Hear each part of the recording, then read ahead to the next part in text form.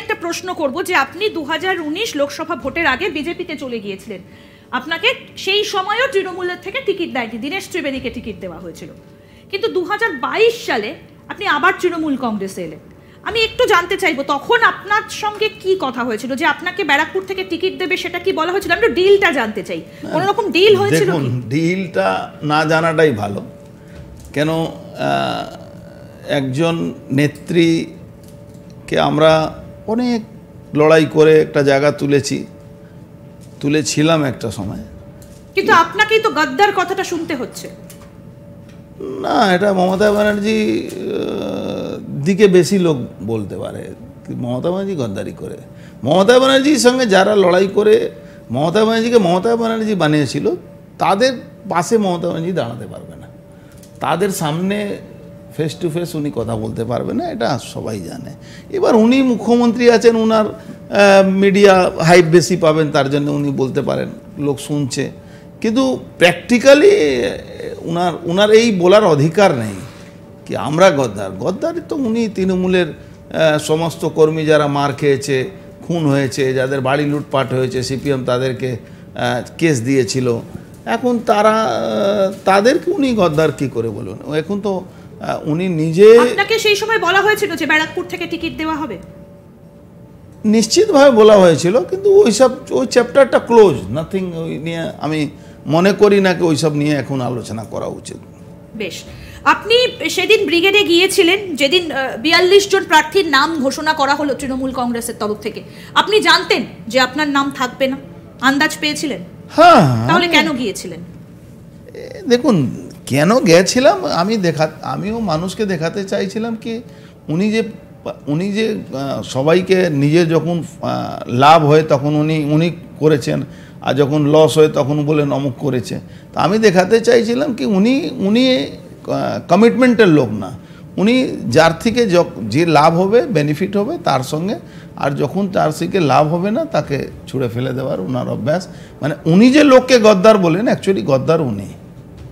আচ্ছা, অর্জুনদা, একটা বিষয়, আপনি বিজেপি থেকে তৃণমূলে এলেন 2022 সালে, কিন্তু আপনি এমপি পদ ছাড়লেন না, তারপরে বেশ কিছুটা সময় তৃণমূলের সঙ্গে থাকলেন, কিন্তু আবার ব্রিগেডে আপনার নাম ঘোষণা করা হলো না, আপনি দিল্লি চলে গেলেন, গিয়ে বিজেপিতে জয়েন করলেন।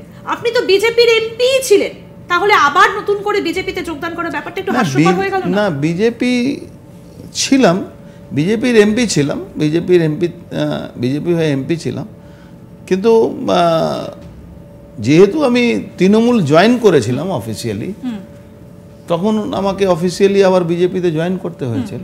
এটা কোনো হাস্যকর ব্যাপার নেই। আমি তো তৃণমূলে আমাকে জয়েন করিয়েছিল অভিষেক ব্যানার্জি, কিন্তু আমি সেই পদটা এমপিশিপটা ছাড়িনি, কেন অনেকে তখন ছিলেন এরকম, এই জন্যে আমাকে আবার জয়েন করতে হলো। যেহেতু আমি তৃণমূলে জয়েন করেছিলাম, আবার বিজেপিতে জয়েন করতে হয়েছে।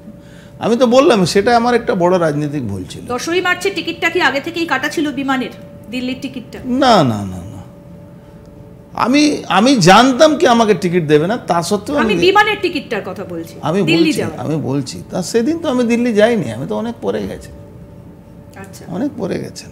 বেশ, একটা প্রশ্ন আপনাকে করি, সেটা হচ্ছে যে এতদিন ধরে আপনি জিতেছেন, এমএলএ হয়েছেন, এমপি হয়েছেন, 2001 সাল থেকে আপনি এমএলএ, কোনোদিন কোনো মন্ত্রিত্ব আপনি পাননি, কোনো অভিমান আছে এজন্য, কোনো রাগ আছে, কোনো দুঃখ? দেখুন, মমতা ব্যানার্জি এমন একটা পলিটিশিয়ান কি ও যে সিঁড়িতে চড়েন সেই সিঁড়িটাকে ভাঙতে ভাঙতে যান। এই ভাঙতে ভাঙতে গেলে আজকে দেখুন 2-1 বাদ দিয়ে কেউ নেই। আপনি কি ভাবছেন পার্থ চ্যাটার্জি এমনি ধরা পড়েছে নাকি? পার্থ চ্যাটার্জি সমস্ত তথ্য তো মমতা ব্যানার্জি ইডি সিবিআই কাছে ওনার ভাইপোর মাধ্যমে পৌঁছিয়েছেন। ওনার যে লোকগুলো ওনার উইকনেসটা জানতো, যে লোকগুলো ওনার খবরটা রাখতো, সবাইকে তো উনি শেষ করেছেন। কখনো ইডি সিবিআইয়ের হাতে তথ্য পৌঁছে দিয়ে, কখনো রাজনৈতিকভাবে। মমতা ব্যানার্জিকে যারা চিনেন না তারা হয়তো চিনেন না, আমরা মমতা ব্যানার্জিকে ভালো করে চিনি। মমতা ব্যানার্জি আজকে নিজে গদি বাঁচাবার জন্যে উনি যা ইচ্ছা তাই করছেন। দেখলেন তো এই নীতি আয়োগের মিটিংয়ে গিয়ে, মানে ইজ ইট পসিবল? এটা একটা সাধারণ বাচ্চা ছেলেকে বললে এটা মানবে না কি? মমতা ব্যানার্জিকে যে কোথায় ওনার 22 নম্বর 21 নম্বরে জায়গা থাকা তাকে 7 নম্বরে নিয়ে আসলো, আর তাকে বলতে দিয়ে বলছে কি আমার মাইকটা বন্ধ করেছে। Is it possible? Mamata Banerjee, আমি ছেড়ে দিন মমতা ব্যানার্জিকে, যে কোনো একটা ছোট রাজনৈতিক দলের একজনও যার এমপি থাকে, সে যখন লোকসভায় বক্তব্য দেয়, তার যদি 2 মিনিট 3 মিনিট বেশি বলে, তাও ওকে কেউ আটকায় না। তো উনি মিথ্যা কথা বলেন সবসময়। এই নীতি আয়োগের মিটিং উনি নিজে হাস্যকর হয়ে গেছেন। উনি বলছেন আমার মাইকটা বন্ধ করে দিয়েছে। আরে আপনি গেলেনই কেন? আপনার তো ইন্ডি জোট যায়নি। আপনি দুদিকে ব্যালেন্স করে চলতে চাইছেন যাতে ভাইপোটাকে বাঁচাতে পারেন। এটা আর বাঁচানোর জায়গা নেই, আপনি বাঁচবেন না। যে তথ্যগুলো আমরা যতটুকু মিডিয়া, তার মানে কি কোনো সেটিং রয়েছে এখানে? সেটিং রয়েছে কি সেটিং করতে গিয়েছে? কার থেকে বাঁচাতে চাইছেন? আরে যে আপনি একটা শুনুন, আপনি একটা দেখুন, অভিষেক ব্যানার্জি কি বলে মঞ্চে দাঁড়িয়ে বলে আমি ফাঁসি এতে ঝুলে যাব। কেন? আমি যদি কোনো 2 নম্বরই কাজ করে থাকি। আবার তার কোম্পানি প্রায় 100 কোটি প্রপার্টি জব্দ হয়ে গেছে, তা আর কি হবে? মানে এই ব্যাখ্যাটা কাকে দিচ্ছে? মানে বাঁচাতে চাইছেন কার হাত থেকে, কিসের থেকে ভাইপোকে বাঁচাতে চাইছেন? নিশ্চয়ই উনি ভাবছেন কি গভর্নমেন্ট অফ ইন্ডিয়ার সঙ্গে যদি আমি একটু নরম মনোভাব দেখিয়ে দিই তাহলে আমার হয়তো বেঁচে যাবে। কিন্তু উনি জানেন না এই যে ইডি সিবিআই চলছে, এটা গভর্নমেন্ট অফ ইন্ডিয়া করছে না, এটা কোর্টের অর্ডারের উপরে হচ্ছে। বারবার এটা আমরা বলি কি এটা কোনো গভর্নমেন্ট অফ ইন্ডিয়ার বা অমিত শাহজি আর মোদিজির হাতে নেই কি উনাকে বাঁচিয়ে দেবে। কিন্তু উনি গেছিলেন ইন্ডি জেটকে, উনি ভাবছেন কি উনি আর আপনার মুলায়ম সিং যাদবর ছেলে অখিলেশ যাদব, এরা একটা আলাদা গ্রুপ করে একটা নিজের একটা গ্রুপ, মানে একটা প্ল্যান করে গিয়েছিলেন।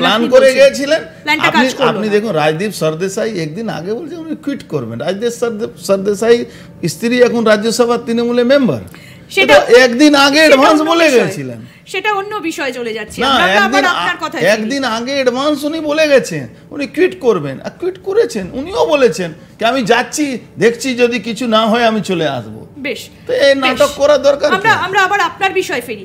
অনেকে বলেন, নিন্দুকেরা বলেন, যদি খুব ভুল করে না থাকি 165টা কেস আপনার এগেইনস্টে ছিল।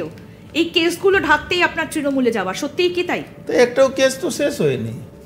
যদি ওর জন্যই তৃণমূলে যাওয়া 165টা কেসই তো, হ্যাঁ, তাহলে 165টা কেস তো শেষ হয়ে যেত। তো আমি তো যাইনি। উনাকে সঠিক জবাব দিয়েছিল বিমল গুরুং। সব উনি যাকে যে অফিসার খুন হলো তার জন্যে উনি বলেছিলেন আমি বুঝে নেব। পুলিশ তো এখন বলতে গেলে চটি চাটা হয়ে গেছে, ওদের তো কোনো মেরুদণ্ড নেই, ডিএ পায় না, তাও দিনরাত উনাকে বাঁচাবার জন্য উঠে পড়ে।